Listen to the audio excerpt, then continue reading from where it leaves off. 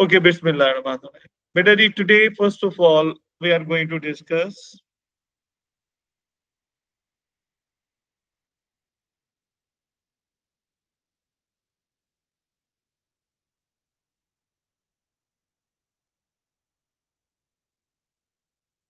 PET scan.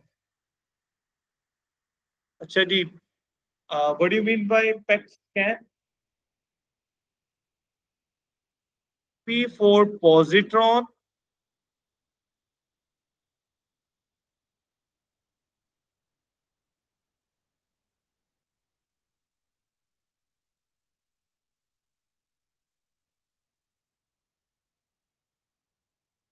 E for emission, T for tomography. Have you ever heard of tomography? Tomography का word आप geography में भी सुनते हो। क्या मतलब होता है? मैपिंग करना, किसी चीज का नक्शा बनाना, शेप बनाना। तो पिक्चर बनाना है। स्कैन कैसे है? जैसा हमारी बॉडी में अल्ट्रासाउंड स्कैन करते हैं, राइट? एमआरआई स्कैन होता था सिलेबस में, उसकी जगह ये पेट स्कैन है। ठीक है।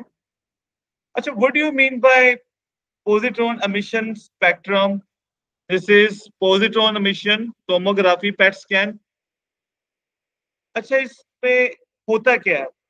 पहले तो आप ये देखें कि जैसे आपको टेबलेट या मेडिसिन लेते हो, दाढ़ में दर्द है, तो आप उसकी टेबलेट देगा डॉक्टर। टेबलेट जाती किधर है? वो तो स्टमक में जा रही है, लेकिन रिलीफ दांतों को मिलता है। किसी को अगर सर में चोट लगी है या आईज में प्रॉब्लम है, तो मेडिसिन ड्रॉप्स है, मेडिसिन है, खाता है, तो जाते किधर है? वो तो स्टमक में जा रहे हैं। इफेक्ट आइस पर ही पहुंचते हैं। इसी तरह जो बोन्स का किसी को खुदा न खास्ता मसला है, तो वो जो खाएगा तो वो बोन्स में डायरेक्ट तो नहीं जाता, लेकिन वो उस पे उसका इफेक्ट वहां पहुंच जाता है। What does that mean? देखो, जैसे हमारे बॉडी में ना एक एंडोक्राइन सिस्टम होता है, जो हर चीज का जो मिनरल जिस बॉडी पार्ट से रिलेटेड है वो उसको वहां पहुंचा देता है। जैसे विटामिन ए आप खाएंगे तो वो आपकी आइज तक पहुंच जाएगा, लेकिन खा आप जाओ वो स्टमक में रहे, वहीं से भी डाइजेस्ट होगा ब्लड में, ब्लड से फिर आगे वो इफेक्ट उसका उसी बॉडी पार्ट पर होगा जिस चीज की वो मेडिसिन है, जिस चीज का वो मिनरल है, विटामिन है। जैसे जो आपके हार्ट के लिए इंपॉर्टेंट है, आप खाओगे तो वो विटामिन और वो मिनरल ऑटोमेटिकली आपके हार्ट की तरफ पहुंच जाएंगे। इन्हें हम कहते हैं ट्रेसर्स। बेटा, हर बॉडी पार्ट्स ना वो कुछ मिनरल उन बॉडी पार्ट से रिलेटेड होते हैं, और जब वो आप खाएं या जैसे भी बॉडी में जाए पहुंचते वो उधर ही हैं। उन्हें हम कहते हैं ट्रेसर्स, कि ये बॉडी पार्ट को ट्रेस कर ले। अच्छा, कमिंग बैक दोबारा, ये वर्ड पॉजिट्रॉन क्या होता है? ये हमने एएस में पढ़ा है, पार्टिकल फिजिक्स में। It is the anti particle, anti particle of electron. और एक पार्टिकल अपने एंटी पार्टिकल से मिले तो क्या होता है? वो दोनों एक दूसरे को एनिहिलेट, खत्म कर देते हैं, और कन्वर्ट किस में हो जाते हैं? एनर्जी। वो एनर्जी कौन सी होती है? वो एनर्जी होती है कि जब भी कोई पार्टिकल, जैसे ये पॉजिटिव बीटा पॉजिट्रॉन है, तो पॉजिटिव बीटा प्रॉपर साइन ये है, वैसे ऊपर मैंने प्लस लिख दिया, और इलेक्ट्रॉन ये है। अगर ये दोनों कहीं कंबाइन हो जाए तो दोनों एक दूसरे को खत्म कर देते हैं, और फिर एनर्जी में और एनर्जी क्या होती है? वो होते हैं फोटोन। फोटोन भी एक नहीं आएगा, पेयर में आता है। क्यों? Initial momentum, law of conservation momentum होता है, वो हमेशा लॉ है जो हर सिचुएशन में एप्लीकेबल होता है, अप्लाई होता है, गलत नहीं होता। तो बेटा, ये बीटा पॉजिटिव बीटा अगर ये देवर एट रेस्ट, तो इनका इनिशियल मोमेंटम क्या है? जीरो। तो फाइनल मोमेंटम भी क्या होना चाहिए? तो उसके लिए दोनों फोटोन ऑपोजिट डायरेक्शन में जाएंगे, यानी जो मोमेंटम इसका है वही मोमेंटम इसका है। इक्वल और ऑपोजिट मोमेंटम का रिजल्ट क्या होगा? 0। तो हमेशा एक पेयर ऑफ फोटोन आएगा। Clear? Are you getting this? कब होगा? जब एक पॉजिट्रॉन किससे मिले? इलेक्ट्रॉन। इलेक्ट्रॉन हर एटम में इलेक्ट्रॉन दुनिया में है। Right? Clear? Okay, now coming back to this last one, और इसके साथ वो एंड होने लगे इसका कि व्हाट इज दैट। बेटा पैट स्कैन में क्या होता है कि ट्रेसेस जो हमारे डिफरेंट बॉडी पार्ट से रिलेटेड डिफरेंट एलिमेंट्स होते हैं, और वो हमेशा उधर ही जाते हैं, उसी बॉडी पार्ट तक पहुंच जाते हैं, ट्रेसेस। तो बेटा हमें अगर एक खास बॉडी पार्ट का दूसरा को स्कैन करना है, उसकी पिक्चर बनाना है, तो हम एक ऐसा एलिमेंट, एक ऐसा मिनरल लेंगे जो उससे रिलेटेड होगा, उसका ट्रेसर होगा। हम उसके ट्रेसर में एक पॉजिटिव बीटा यानी पॉजिट्रॉन का सोर्स मिक्स कर देते हैं, या उस ट्रेसर का ऐसा आइसोटोप लेते हैं जो उस पॉजिटिव बीटा का, पॉजिट्रॉन का डिफरेंट आइसोटोप जो अनस्टेबल होते हैं, कोई अल्फा निकालता है, कोई नेगेटिव बीटा, कोई गैमा, और कोई पॉजिटिव बीटा सोर्स भी होते हैं। तो हम वो वाला उसका मिनरल का आइसोटोप ले लेंगे जो पॉजिटिव बीटा सोर्स हो, उसको ट्रेसर में मिक्स कर देंगे, या ट्रेसर का आइसोटोप वो लेंगे जो पॉजिट्रॉन का सोर्स होगा। राइट? तो बेटा उसको हम टैबलेट, पैलेट या किसी भी तरीके से पेशेंट को देंगे, तो ऑटोमेटिकली ये किधर जाएगा?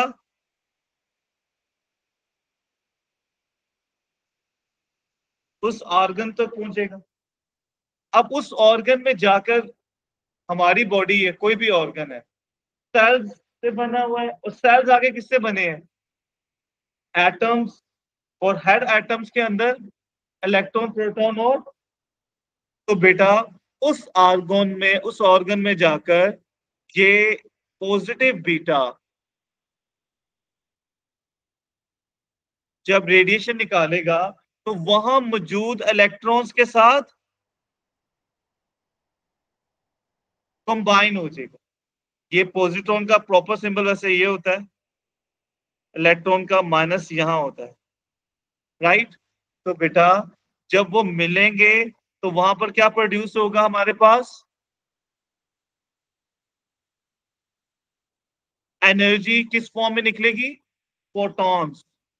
तो दो फोटॉन्स निकलेंगे इन दोनों पार्टिकल के मिलने से। अब जिस बॉडी पार्ट का हमने, ऑर्गन का हमने स्कैन करना होता है, हम उसके सराउंडिंग में एक डिटेक्टर लगा लेते हैं।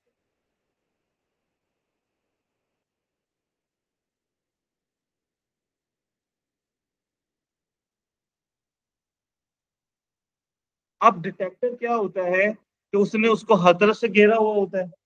तो जब ये गैमा रे, क्योंकि बहुत हाईली पेनिट्रेटिंग होते हैं, ये गैमा रे फोटोन है, ये याद रखें। ठीक है? तो गैमा का सिंबल, गैमा हर चीज को क्रॉस कर जाते हैं। तो बेटा जब वो यहां से यहां पहुंचेंगे ना, तो डिटेक्टर ना एक चीज बनाएगा, वो ये गेस करेगा कि ये गैमा रे फोटोन किस पॉइंट से, किस डिस्टेंस से आए हैं। जिस डिस्टेंस से आएंगे वो उसको क्या कर लेगा? एक डॉट बना लेगा। अच्छा, ये उसे कैसे पता चलेगा डिस्टेंस? तो लास्ट हमने एटेनुएशन का फॉर्मूला पढ़ा था कि ये स्टार्टिंग इंटेंसिटी है, और ये वो इंटेंसिटी है जो एक थिकनेस कवर करने के बाद है, e raise to power minus mu x. ये माइक्रो को म्यू बोल रहे हैं आप। तो बेटा वो ये डिस्टेंस एक्स क्या है? Distance travel, the thickness of a material travel. तो वो ये इस डिस्टेंस से अंदाजा लगा लेगा वो गैमा रे फोटोन कहां से आया। वो इस वाले फोटोन का भी अंदाजा लगाएगा, और दोनों एक ही जगह से स्टार्ट हुए, तो वो उनके लिए पोजीशन में क्या बना देगा? डॉट लगा देगा। अब ये एक पेयर है बेटा, एक छोटी सी पैलेट में भी there could be millions of beta source. Right? Million of beta particle, positron particles होंगे। तो इसका मतलब जहां जहां से वो डॉट निकलेगा उनको क्या करता जाएगा? वो ज्वाइन करता जाएगा। तो ज्वाइन करने से क्या होता है, जैसे लाइक ये पॉइंट है मेरे पास, एक पॉइंट की कोई शेप नहीं है, एक पॉइंट ये है, एक पॉइंट ये है, एक पॉइंट ये है, ये क्या शेप बना रहे हैं? अभी आप लोगों को कोई क्लियर नहीं हो रही, सर्कल भी बन सकते हैं, लेकिन अगर ना मैं थोड़े से पॉइंट और ऐड कर दूं तो अब शेप थोड़ी सी क्लियर हुई है। अगर मैं थोड़े से पॉइंट्स और ऐड कर देता हूं तो पॉइंट्स जितने ज्यादा होते जाते हैं शेप उतनी क्लियर होती जा रही है। इस तरह बेटा वो जो पॉइंट्स मिलते हैं तो जो डिटेक्टर है वो उन पॉइंट्स को एक स्क्रीन पे सेव करता जाता है कि ये पॉइंट्स यहाँ यहाँ से आ रहे हैं। तो जब वो सब पॉइंट्स मिलते हैं तो हमें उस ऑर्गन के एक शेप बन जाती है, राइट। तो this is how we can map an organ. This is called a PET scan. मैं रिपीट कर रहा हूँ, पेट स्कैन क्या होता है? Positron emission tomograph. पॉजिट्रॉन क्या होता है बेटा? ये इलेक्ट्रॉन का या नेगेटिव बीटा का एंटी पार्टिकल। अच्छा जी। और पार्टिकल और एंटी पार्टिकल एक दूसरे को अगर मिल जाए तो दोनों एक दूसरे को एनिहिलेट कर देते, खत्म कर देते हैं, और वो मास खत्म होकर किसमें कन्वर्ट हो जाता है? एनर्जी। और वो एनर्जी लाइट की शक्ल में दो गैमा रे फोटोन है, दो गैमा रे फोटोन हो, राइट। तो होता क्या है कि हमारी बॉडी में भी हमने डिस्कस किया, जो मिनरल्स हैं वो खुद ब खुद उस बॉडी पार्ट्स ऑर्गन्स तक पहुंच जाते हैं जिनसे वो रिलेटेड है। ऐसे मिनरल्स को, केमिकल्स को what do we call? Tracers. तो क्या होता है बेटा जी कि जब हमने किसी खास ऑर्गन का हमने उसका स्कैन करना है तो हम एक ऐसा ट्रेसर या मिनरल लेंगे जो उसी से रिलेटेड है, ठीक है। या और उस ट्रेसर के अंदर हम कोई पॉजिट्रॉन बीटा जो सोर्स है, पॉजिटिव बीटा या पॉजिट्रॉन के सोर्स को मिक्स कर लेते हैं, या उस मिनरल का वो आइसोटोप लेंगे जो पॉजिटिव बीटा का सोर्स है। जैसे अल्फा का सोर्स अलग है नेगेटिव बीटा के, गैमा के sources, different materials, different minerals, different sources होते हैं। तो हम पॉजिट्रॉन का सोर्स लेंगे। अब वो क्योंकि उस ट्रेसर या मिनरल की वजह से उसी ऑर्गन पर ऑटोमेटिकली पहुंच जाएगा, राइट। तो जब वो उस ऑर्गन पे पहुंचेगा तो बेटा हमारे ऑर्गन सेल से बने हैं, सेल्स आगे एटम से, और हर एटम में इलेक्ट्रॉन्स तो है। तो ये पॉजिट्रॉन, पॉजिटिव बीटा वहां माइनस बीटा यानी इलेक्ट्रॉन से कंबाइन होंगे। इलेक्ट्रॉन तो हर जगह मौजूद है, तो जब भी उनसे मौजूद होंगे प्रोटॉन का एक पेयर जो सा होता है वो कनेक्टेड होगा। तो जो भी हमारा बॉडी टारगेट ऑर्गन है उसके साथ बाहर वाली साइड पर एक डिटेक्टर होगा। वो डिटेक्टर उन गैमा रे फोटोन जो कि बहुत ही हाईली पेनिट्रेटिंग क्रॉस कर जाते चीजों, वो बॉडी फ्लैश में से गुजर कर, बॉडी पार्ट्स में से गुजर कर, जैसे एक्सरे है ना, वो फ्लैश में से गुजर जाता है लेकिन बोन्स में से पास, इसलिए बोन्स का वो शेडो बना देता है, इमेज बना देता है। गैमा रे ये बोन्स में से भी क्रॉस कर जाए, दीवारों में से भी क्रॉस कर देते हैं, हाईली पेनिट्रेट। सर आप ट्रेसर्स की डेफिनेशन लिख तो सकते हैं? एक मिनट अब्दुल हनान, मैं ये कंप्लीट कर लूं फिर मैं पूछता हूं आपसे। तो वो जब डिटेक्ट करेगा तो बाय यूजिंग दिस फॉर्मूला वो डिटेक्टर विल एस्टिमेट कि from where this was started, कहां ये पॉजिटिव बीटा और नेगेटिव बीटा जुड़े थे, वो उनको एक डॉट की शक्ल में सेव इमेज में सेव कर लेगा। इस तरह बेटा जब बहुत ज्यादा थाउजेंड्स और मिलियंस ऑफ पॉजिट्रॉन के नेगेटिव बीटा मिलने से इतने फोटॉन्स आएंगे, तो सब फोटॉन्स के जब डॉट्स को उनका स्टार्टिंग पॉइंट को डॉट्स की शक्ल में ज्वाइन करेंगे तो we will form a full image of an organ, right बेटा जी। दिस इज पेट स्कैन जी। बोले बेटा आप। सर मैं कह रहा ट्रेसर्स की आप डेफिनेशन लिख सकते हैं? बेटा ये जो ट्रेसेस आर द मिनरल्स ना which when get inside our body they reach specific organs which they are related with। जैसे मैंने बताया ना आपको, अगर दाढ़ में दर्द है तो आप टेबलेट लेते हो, टेबलेट दाढ़ पे तो जाती ही नहीं, वो तो स्टमक में जाती है, लेकिन उसका इफेक्ट रिलीफ मिल जाता है, दांतों तक पहुंच जाता है। किसी को कोई आई साइट में प्रॉब्लम है किसी को पाँव में दर्द है तो हाथ वो मुंह से रहा है लेकिन पहुंचता वो उधर ही है, राइट।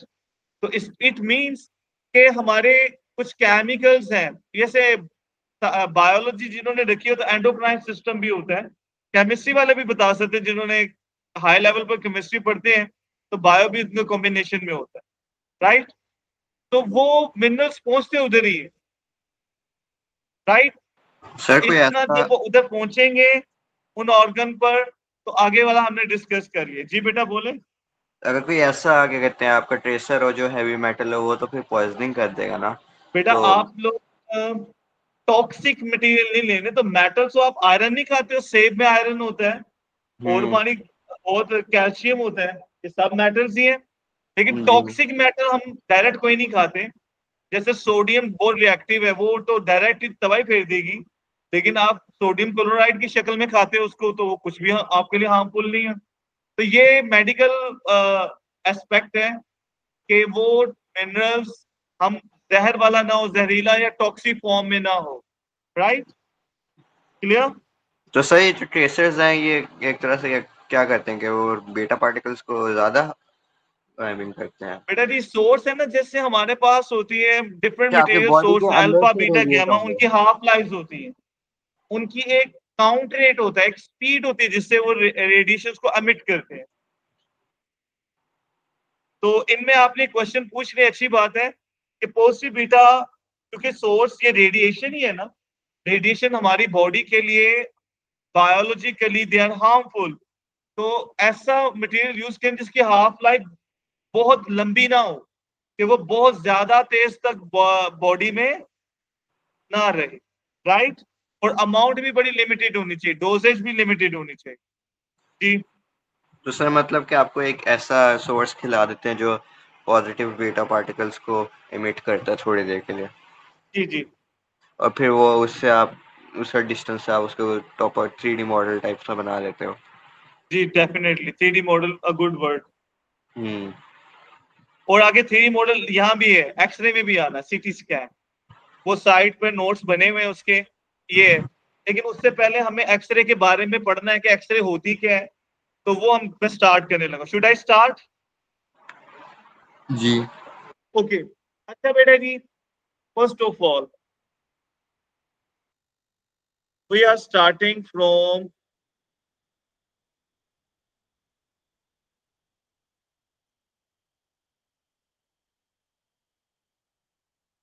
बेटा what do you mean by X-rays. हमने एक्सरेज ओ लेवल में पहले पढ़ते हैं, आम लाइफ में तो बहुत उससे भी पहले सुना होता है। एक्सरे क्या है? दे आर हाईली पेनिट्रेटिंग, ये गैमा के बाद ये है हाईली पेनिट्रेटिंग, गैमा इससे भी बहुत ऊपर होता है। They are highly penetrating rays, और पेनिट्रेशन इनकी हाई क्यों है? Because they are having high frequency, तो they are highly energetic. Frequency जितनी ज्यादा हो, हमने पढ़ा ना एक फोटोन में जो एनर्जी होती है लाइट में, वो डिपेंड किस पर करती है? उसकी फ्रीक्वेंसी एच एफ और H C over lambda, right. So they are highly penetrating and they are very highly energetic electromagnetic waves.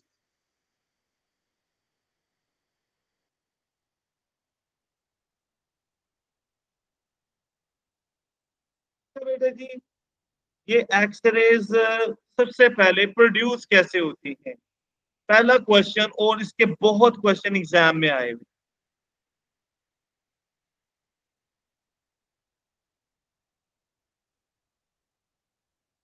How the X-rays are generated.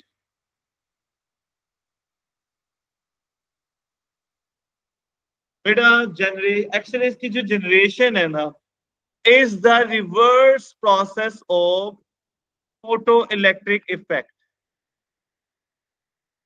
It is the inverse of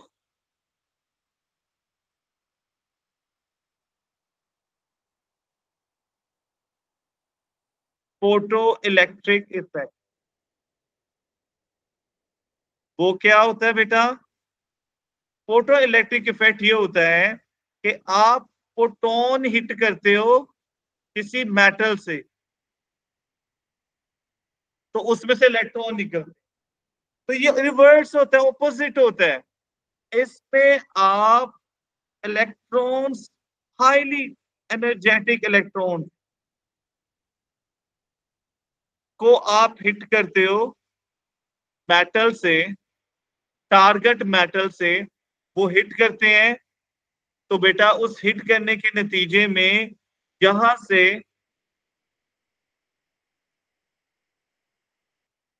photon emit हो।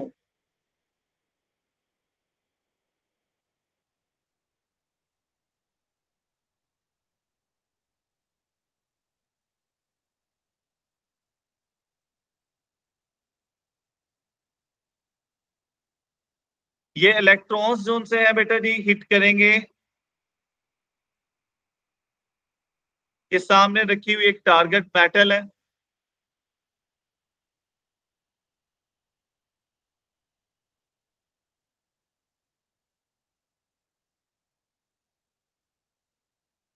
तो इससे x ray के photons निकलेंगे। अच्छा, पहले 1 minute के लिए दोबारा वापस आ जाए। हमने फोटोइलेक्ट्रिक इफेक्ट में क्या था, फोटॉन स्ट्राइक होते हैं तो इलेक्ट्रॉन, फोटॉन स्ट्राइक करते हैं मेटल को तो इलेक्ट्रॉन निकलते हैं उससे, एमिट होते हैं। तो यह इलेक्ट्रॉन स्ट्राइक हो रहे हैं और फोटॉन्स एमिट हो रहे हैं। अच्छा, इसकी कॉमन लाइफ में जरा 1 मिनट के लिए एग्जांपल समझते हैं। जरा ये देखेंगे, हमारे पास जो इलेक्ट्रोमैग्नेटिक वेव्स है, एक्सरे कौन सी होती है, किस टाइप की वेव होती है? Highly energetic. किस टाइप की वेव होती है बेटा ये फोटोन या लाइट किस तरह की वेव्स होती है, एनी आइडिया? जब भी मैंने लिखा है, बोला था इलेक्ट्रोमैग्नेटिक वेव। इलेक्ट्रोमैग्नेटिक वेव का स्पेक्ट्रम क्या होता है? ये काफी टाइप की होती है। तो इलेक्ट्रोमैग्नेटिक वेव्स होती हैं गिग्सू विमर। ये क्या होता है? गैमा, एक्सरे, अल्ट्रावायलेट, विजिबल, सिर्फ ये है जो हमें नजर आती है। Infrared, microwave, radio. जो जो हम ना लेफ्ट की तरफ जाते हैं तो फ्रीक्वेंसी क्या होती है? और फ्रीक्वेंसी का मतलब एनर्जी, राइट? जो जो हम इधर जा रहे हैं लेफ्ट की तरफ, फ्रीक्वेंसी क्या हो रही है? इंक्रीज हो रही है, and this formula telling is equal to H F, उनकी एनर्जी भी ज्यादा हो रही है। अब आप मुझे बताएं कि जब एक तलवार को टकराती है तो क्या प्रोड्यूस होगी? हीट। वो हीट किस शक्ल में निकलती है? हीट कौन सी वेव है जिसकी शक्ल में ट्रेवल करती है? इनमें से एक है जिसमें हीट है, वो कौन सी है? इंफ्रारेड। हीट सिर्फ इंफ्रारेड में है। अच्छा, अब आप नोट करना कि ना मूवीज में दिखाते हैं जब हीरो और विलन तलवार से लड़ते हैं ना, तो उनकी तलवारों से स्पार्क निकलता है। अच्छा, बाकी तलवारों से नहीं निकलता, बाकी लोगों से लड़ रहे हो उस वक्त उन्होंने क्या दिखाना है कि ये ज्यादा एनर्जेटिक लड़ाई है, राइट, एक्सट्रीम। तो स्पार्क मतलब वो जो नजर आते हैं, भाई जैसे दो सोर्स आपस में स्ट्राइक करती हैं तब भी तो हीट प्रोड्यूस होती है, पर नजर क्यों नहीं आती? क्योंकि तब इंफ्रारेड रेज निकलती जो विजिबल नहीं है, वो हमें नजर नहीं आती। लेकिन जब उससे ज्यादा जोर से टकराती है तो अब स्पार्क भी नजर, जो नजर आते हैं, इसका मतलब विजिबल की एनर्जी ज्यादा है, ये भी हमें यही बता रहे हैं ना।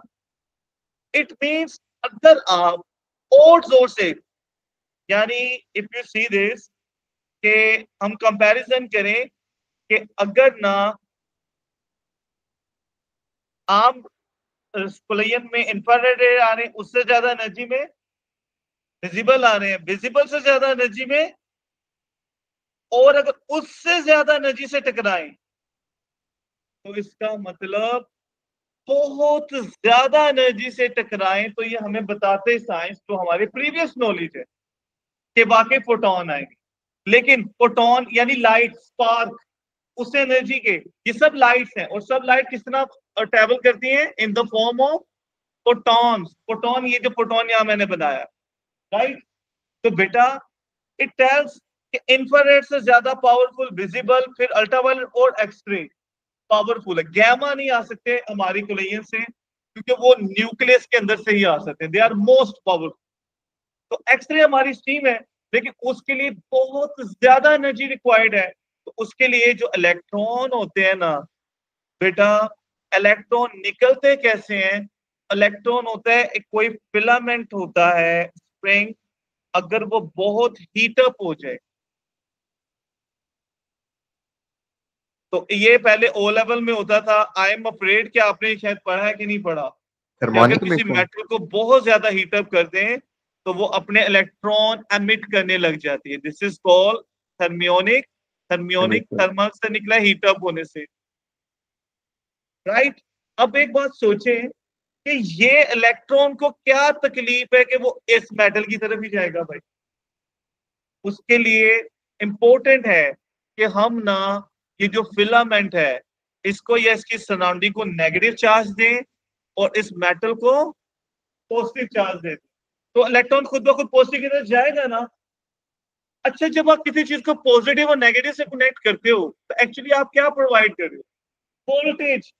तो बेटा इसका जो स्टार्टिंग वोल्टेज लाइक 20,000 वोल्ट, और ये अभी मैं कम बता रहा हूं, इतनी जोर से जब इलेक्ट्रॉन जाएगा तो ये एनर्जी की एक्सट्रीम होगी। तो जो फोटोन भी आएगा वो सबसे ज्यादा पावरफुल होगा। तो this is the generation of X-ray photon, very very highly energetic electron strike a metal and then उनकी एनर्जी, ये energy can neither be created nor be, तो फोटोन लाइट ही है ना, तो ये एनर्जी कैसे प्रोड्यूस हुई? तो actually kinetic energy of electrons is converted into energy of photon. Photon energy क्या होता है? Formula H into F। Clear? अच्छा, एक इलेक्ट्रॉन में एनर्जी कहां से आएगी? वोल्टेज से आ रही है, वोल्टेज की वजह से मूव हो रहा है ना। तो हमने वोल्टेज का फॉर्मूला क्या पढ़ा हुआ है? V is equal to W over Q। अगर इलेक्ट्रॉन और Q की जगह क्या लिख सकते हैं? E डिवाइड हो रहा है तो आपका मल्टीप्लाई, तो वो वर्क जो इन डन मूविंग है उसी को हम कहते हैं काइनेटिक एनर्जी। तो बेटा this is going to tell the, this is how energy is convert. Can you remember? और हमारे पास फ्रीक्वेंसी का एक और फॉर्मूला है एफ लैम्डा। तो लाइट में वी की जगह क्या यूज करते हैं? T, speed of light. तो V is equal to F lambda से फ्रीक्वेंसी का फॉर्मूला क्या बनेगा? V over lambda. और लाइट में हम क्या यूज करते हैं? स्पीड ऑफ लाइट को। तो बेटा ये दो formula, can you remember? Okay, clear? अच्छा जी, अब ये जो एक्सरे फोटॉन्स हमारे पास आते हैं इनके तीन प्रॉपर्टीज मैं आज पढ़ा रहा हूं, उसके साथ ये मेजोरिटी खत्म हो जाएगा, कल इंशाल्लाह ये कंप्लीट हो जाएगा, ताकि वो कर लें थोड़े कुछ 1-2 मिनट ऊपर लग जाए जितने भी है, लेट अस डू इट। इसके तीन क्वेश्चंस आते हैं जो एग्जाम में बहुत रिपीटेडली आए हुए, बार बार आए। वो क्या है? वो ये है बेटा कि जो ये हमारे पास एक्सरे फोटोन आता है ना, वो एक कॉन्टिन्यूस स्पेक्ट्रम होता है। सर, जी बेटा। Rate of change of I mean change in work equals to change in kinetic energy नहीं होता? या work done equals to change in kinetic energy नहीं होता? तो ये जी kinetic you are right, energy. You are right. देखो जब इलेक्ट्रॉन यहां थे तो वो रेस्ट पे थे ना, इस फिलामेंट का हिस्सा थे ना वो, हाँ जी। राइट। ओके, तो बस वो काइनेटिक एनर्जी छोटे से ही आई, तो वो चेंज इन का है ना, 0 से शुरू हो ना कोई वैल्यू, जैसे वैल्यू 0 से 10 हुई तो उसमें चेंज भी 10 ही होगा, राइट। तो continuous spectrum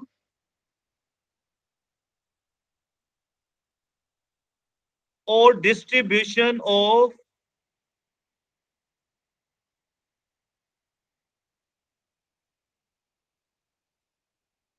x ray photons, of wavelengths of photons or frequencies of photons of X-ray। अभी एक क्वेश्चन है,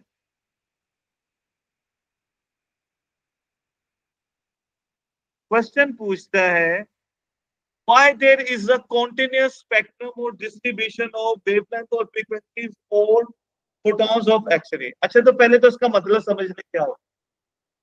डिस्ट्रीब्यूशन स्पेक्ट्रम कहते हैं वैरायटी को। देखो आप लोग किसी भी क्लास में पढ़े, एक ही टीचर एक सब्जेक्ट का पढ़ाता है, क्या सबका रिजल्ट एक जैसा आता है? सबका रिजल्ट एक जैसा नहीं आता। अच्छा, कुछ बिल्कुल ब्रिलियंट बच्चे होते हैं, दरमियाने भी होते हैं, कुछ उसके ऑपोजिट भी होते हैं, राइट। तो एक पूरी वैरायटी आती है ना, उसको कहते हैं स्पेक्ट्रम। तो एक्चुअल होता है क्या है कि ये जो आपके पास बीम ऑफ इलेक्ट्रॉन है ना, जो इलेक्ट्रॉन एक नहीं होता, ये बीम ऑफ इलेक्ट्रॉन होता है। तो ये जो beam of electrons what we call actual में is made up of millions of electron.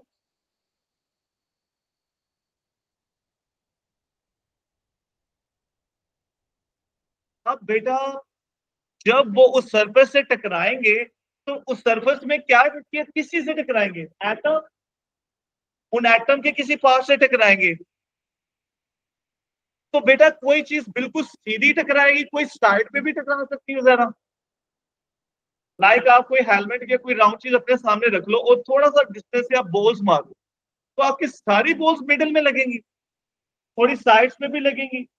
तो होगा क्या कि कुछ इलेक्ट्रॉन होंगे जो सीधा किसी एटम के, किसी पार्टिकल के, एटम के पार्ट के सिर्फ मिडल में टकराएंगे, रुक जाएंगे। लेकिन कुछ साइड से टकराएंगे तो वो थोड़ी सी एनर्जी उधर कम हुई और साइड से टकराकर आगे मूव कर जाएंगे, आगे फिर किसी से टकराएंगे तो उनकी कुछ एनर्जी पहली टक्कर में वेस्ट होगी। अच्छा, जो उनकी एनर्जी कम हो रही है वही कन्वर्ट हो रही है फोटोन में, कुछ उनकी एनर्जी दूसरी टक्कर में। अच्छा, कुछ इलेक्ट्रॉन्स होंगे वो 3-4 से रुकेंगे कोलिजन्स में।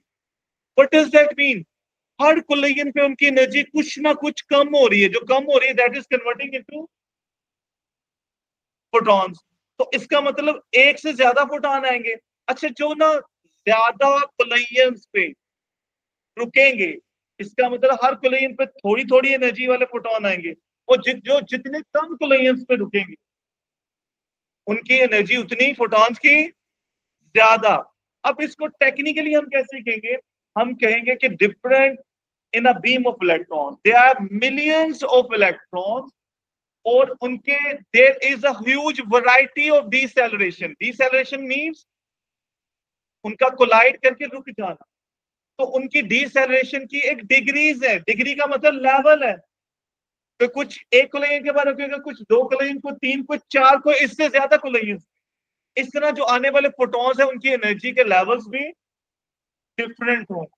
तो हमारे पास डिफरेंट हर energy is related with a specific photon और वेवलेंथ। इसका मतलब डिफरेंट एनर्जी के फोटॉन्स आएंगे तो उनकी फ्रीक्वेंसीज और उनके वेवलेंथ भी क्या होंगे?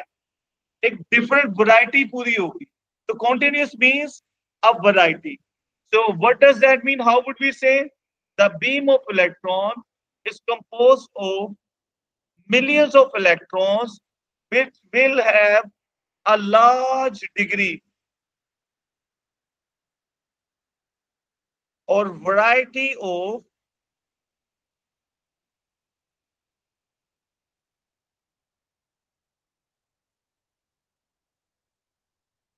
deceleration, means number of collisions। तो बेटा जो उनकी एनर्जी वेस्ट होगी वही कन्वर्ट होगी इनटू फोटॉन्स। तो इसका मतलब है हमारे पास भी we will be getting a huge variety of.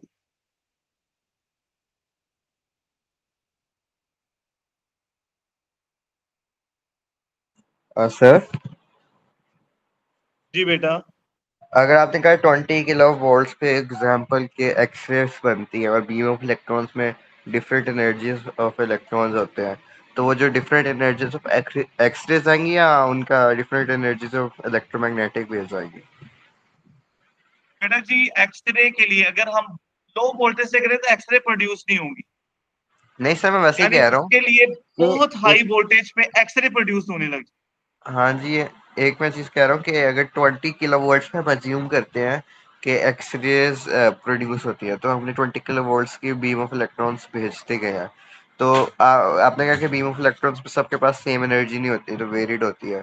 तो जो 20 किलो वोल्ट्स के जो सारी जो बीम ऑफ इलेक्ट्रॉन है, वो सिर्फ एक्सरेज की डिफरेंट रेंज बनाएंगे या डिफरेंट इलेक्ट्रोमैग्नेटिक ये वेव्स बेटा के ये रेंज बनाएंगे? एक्सरेज के लिए, क्योंकि हम 20,000 इज स्टिल वेरी हाई, लेकिन अगर कम वाले हो एनर्जी तो वो एक्सरे से कम एनर्जी वाले कौन से होंगे? यूवी। तो यूवी। आप जो राइट, सारे एक्सरे नहीं होते। जैसे सन से जो लाइट आ रही है ना, उसमें इंफ्रारेड भी है जिसमें हीट है, उसमें विजिबल भी है, उसी में यूवी भी तो उसी में होती है, राइट। तो जब बहुत हाई एनर्जेटिक जो इलेक्ट्रॉन्स होते हैं दे प्रोड्यूस एक्सरेज, उनमें कम एनर्जी वाले पार्टिकल्स भी साथ में आ सकते हैं, राइट। कम एनर्जी वाले रेज भी आ सकते हैं। लेकिन अगर कंट्रोल्ड कंडीशंस में किया जाए ना, जो हम आगे करेंगे, सिर्फ हाईली पावरफुल एक्सरे फोटॉन्स ही पहुंचेंगे पेशेंट तक, जो हम जब मेडिकल एस्पेक्ट में उसे यूज करें। क्लियर? जी। इज इट क्लियर बेटा? चले आगे। दूसरा, हाँ जी। इसको हम ग्राफ में कैसे रिप्रेजेंट करते हैं, इसका जो ग्राफ है वो आपने देखते हैं।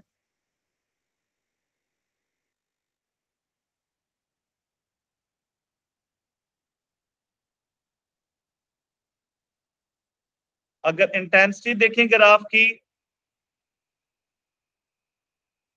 विद वेवलेंथ, तो इसका ग्राफ ना में लुक लाइक दिस।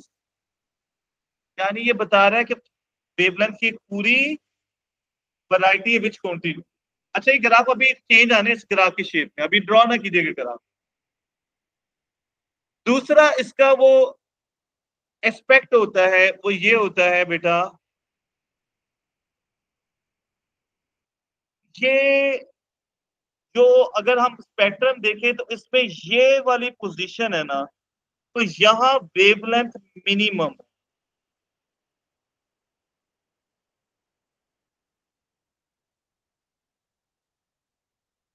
और वेवलेंथ का एनर्जी के साथ कौन सा प्रोपोर्शन होता है? फोटोन की एनर्जी का वेवलेंथ के साथ क्या प्रोपोर्शन होता है?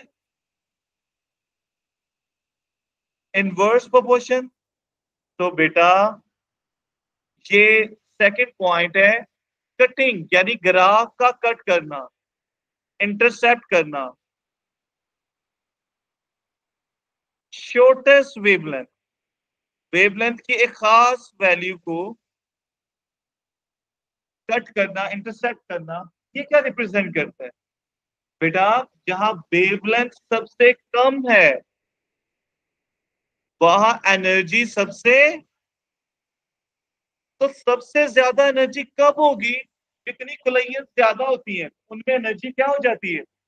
डिवाइड हो जाती है, कुछ इस कोलिजन में वेस्ट हुई, कुछ इधर, और वो कन्वर्ट होगी प्रोटॉन्स में। लेकिन सबसे ज्यादा एनर्जी कब इमिट होगी? जब एक इलेक्ट्रॉन एक ही टक्कर में रुक जाता है। यानी this cutting shortest wavelength represents a photon which is produced as a result of single collision deceleration.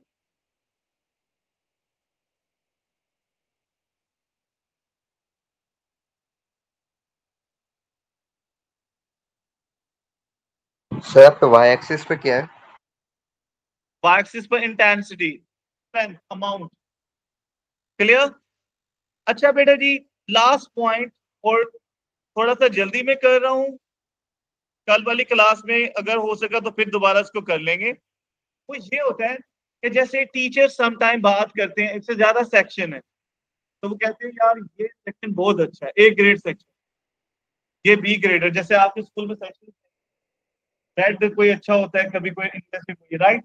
अच्छा, वो जो सेक्शन जिसे अच्छा कहते हैं उसमें सारे बच्चों का रिजल्ट ब्रिलियंट होता है, राज्य के नालायक उधर भी होते हैं। लेकिन वहां ना एवरेज, एवरेज किसे कहते हैं, जो सबसे ज्यादा वैरायटी होती है ना, मेजोरिटी में होते हैं, वही क्या बन जाते हैं, एवरेज। जहाँ एक खास खोखरों के लोग ज्यादा रहते हैं वो खोखरों का इलाका हो जाता है, जहाँ पठान लोग ज्यादा रहते हैं उनका कहते हैं उनका इलाका है, वो उनकी पहचान बन जाता है। तो एक बात ना हम जो इसमें ऑब्जर्व करते हैं वो है कैरेक्टरिस्टिक पीक्स, जो मैं ग्राफ में चेंज करने लगा।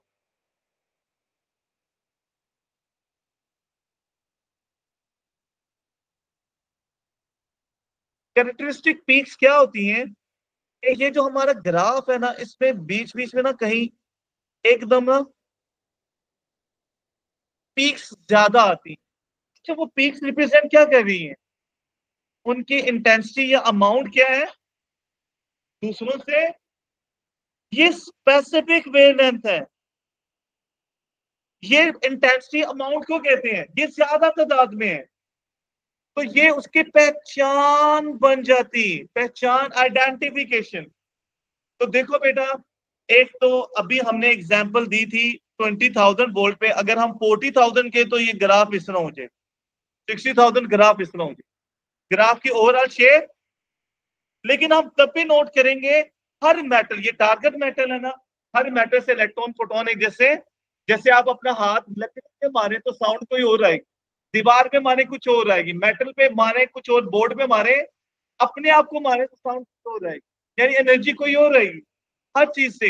इस तरह डिफरेंट मैटर से आने वाले फोटोन भी डिफरेंट होते हैं, और different photons different body parts के लिए, जैसे हमारे हाथों की हड्डियां कम पतली है, टांगों की हड्डियां मोटी है, तो जितना ज्यादा हाई फ्रीक्वेंसी ज्यादा होगी, पेनिट्रेशन भी उतनी।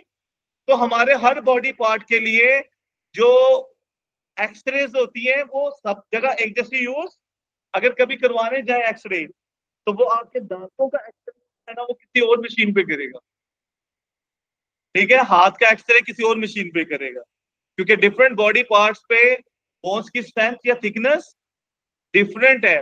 तो हमें फोटोन भी वहां पर डिफरेंट एनर्जी के चाहिए। क्यों ज्यादा डिफरेंट एनर्जी के चाहिए, हम कल इंशाल्लाह डिस्कस करेंगे। अभी बस ये पॉइंट खत्म करते हैं कि कैरेक्टरिस्टिक होते हैं ना, ये सबसे मेजोरिटी में होते हैं। तो ये रिप्रेजेंट क्या करते हैं, ये सबसे ज्यादा मेजोरिटी में क्यों होते हैं। तो बेटा हमने ना उसमें पढ़ा था क्वांटम फिजिक्स मैकेनिक्स में कि जब भी ना किसी भी एटम के इलेक्ट्रॉन्स हैं, जैसे इलेक्ट्रॉन यहां पर है, तो वो इलेक्ट्रॉन ना उतनी एनर्जी अब्सॉर्ब करेगा जो उसके एक लेवल से दूसरे लेवल तक जाने के लिए क्या होती है। अगर उसको लेट से यहां जाने में, मैं एग्जांपल के तौर पर 100 जॉल एनर्जी रिक्वायर्ड है, अगर आप उसे 120 देंगे ना तो उसमें से 100 को ही अब्सॉर्ब करेगा, 20 को नहीं। और इलेक्ट्रॉन में खूबी है कि जब वो एनर्जी अब्सॉर्ब करके ऊपर जाते हैं, कहते हैं एक्साइट हो जाना, वो वापस जरूर आते हैं, अनलाइक ह्यूमन बींग। और जितनी एनर्जी उन्होंने अब्सॉर्ब की होती है उससे वो निकालते हैं।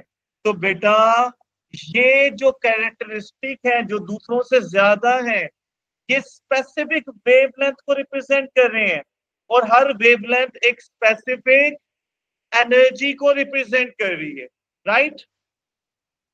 तो इसका मतलब ये वेवलेंथ वो उन एनर्जीज को रिप्रेजेंट करते हैं जो उसके इक्वल होती है, जो इलेक्ट्रॉन के एक एनर्जी लेवल से दूसरे एनर्जी लेवल के डिफरेंस के इक्वल हो, क्योंकि एनर्जी इलेक्ट्रॉन उतनी ही एब्जॉर्ब करता है जितना उसके दोनों लेवल्स के energy, her orbit is representing energy level. तो वो दोनों एनर्जी लेवल में जो डिफरेंस होता है उसकी एनर्जी के जो इक्वल है ना, वो उतनी ही एब्जॉर्ब करेगा और उतनी ही एमिट करेगा। तो बेटा कैरेक्टरिस्टिक पीक्स जो सी हैं, these represent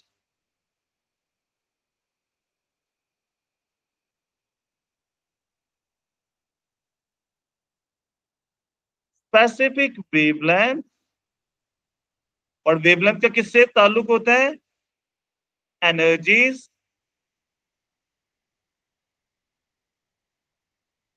which are equal to the difference in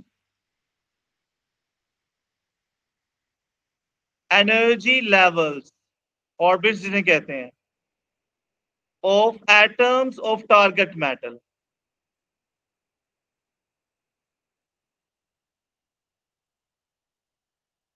क्योंकि इलेक्ट्रॉन उतनी ही एनर्जी एब्जॉर्ब कर सकते हैं जितना डिफरेंस होता है, उतनी ही मीट, इसलिए ये सबसे ज्यादा होंगे, राइट?